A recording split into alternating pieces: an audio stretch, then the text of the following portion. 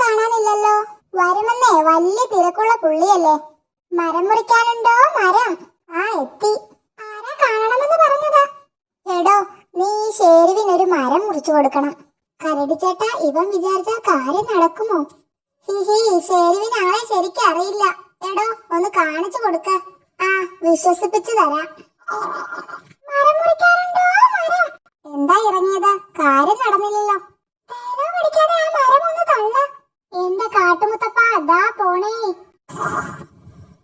എടാ ഭയങ്കര, സോപ്പിടണ്ട, മര്യാദക്ക് താഴെ നിർത്ത. ഇവൻ പോരെ? മതി, ധാരാളം മതി. മരം മുറിക്കാനുള്ളത് എനിക്കല്ല, സൂത്രനാ. ആ കാണുന്നതാ സൂത്രന്റെ ഗുഹ. മൂപ്പരകത്തുണ്ട്, ചെല്ല്.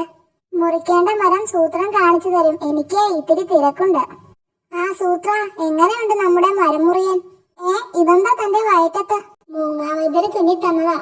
ആളറിയാതെ ഞാൻ ആ എലിയെ പിടിച്ച് വിഴുങ്ങി. 1 മിനിറ്റ് കഴിഞ്ഞപ്പോൾ ആ ദ്രോഹി പുറത്തു ചാടി.